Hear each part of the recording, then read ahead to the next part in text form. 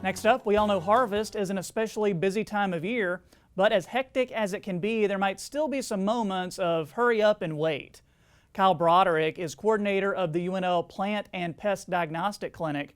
He says downtime in the field may feel like time wasted and suggests producers make the most of that time by using it to collect soil samples. Market Journal's Bill Dodd has more. Waiting at the edge of a field in a grain truck can feel like an eternity sometimes. On the bright side, there is something you can do to fill that time productively.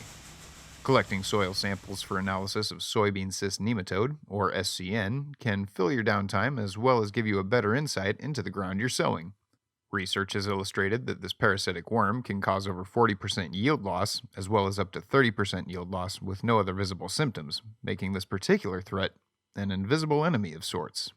It would be so good if this nematode turned the leaves purple or blue or did something unique like some of our other diseases. Unfortunately, I've been in fields that have had 30% yield loss and the beans looked absolutely perfect. We've pulled up the roots and we were not able to find any cysts on the roots. Sometimes we can find cysts on the roots, other times we can't.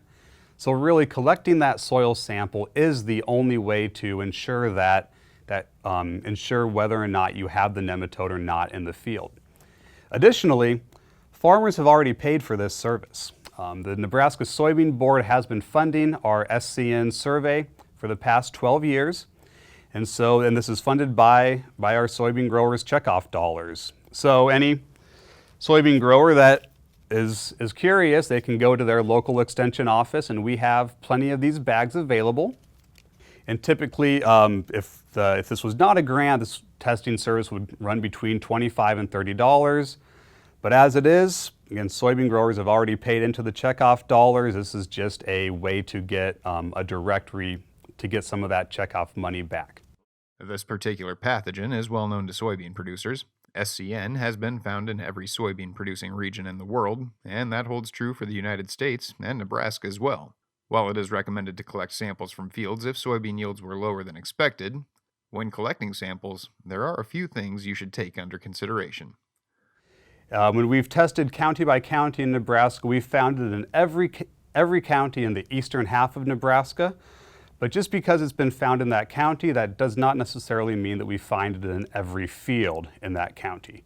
So soybean cyst nematode is typically found in areas of the field that tend to collect soil, whether this is via flooding, whether this is at field entryways, along a fenceway, or just other low areas in the field is where we tend to see this nematode show up the most, as anything that moves soil can move this nematode, whether that's tractor tires, whether it's water, etc.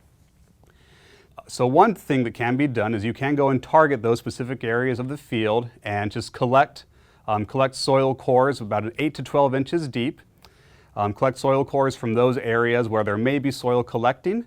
Otherwise, if the field is relatively flat or you're just kind of curious about a field-wide distribution, then we recommend just going in a zigzag pattern across the field, typically no more than about a 20 to 30 acre area. But in that 20 to 30 acre area, collect between 15 and 25 soil cores, again at that 8 to 12 inch, that 12-inch depth, to collect soil, and we can test for nematodes from that. Once samples are collected and analyzed, you should have a pretty good idea of how you want to proceed when planting season rolls back around. The main thing that we want to be looking for is this positive or is it negative? If it's negative, you can continue to use a soybean cyst nematode susceptible variety of soybeans. However, if it's positive for the nematode, then you'll probably want to start thinking about implementing some sort of resistance.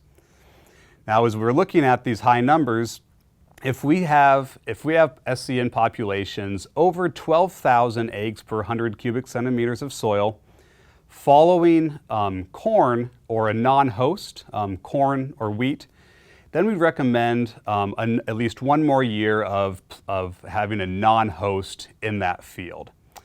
Now, if the field is just coming out of soybeans, then we recommend, and the populations are over 16,000, that's when we recommend not planting soybeans in that field next year, again going back to a non-host. One of the nice things about this nematode is, aside from a few of our winter annual weeds, soybeans are the only crop in Nebraska that this nematode can reproduce on. So we don't have to worry about populations increasing when we have corn or wheat in the rotation. As the combines continue to go, row after row, if you happen to find yourself in a position where you're forced to hurry up and wait, you can make the most of your time and take two pigeons with one bean, so to speak, by collecting soil samples while waiting to complete your duties. Reporting for Market Journal, I'm Bill Dodd.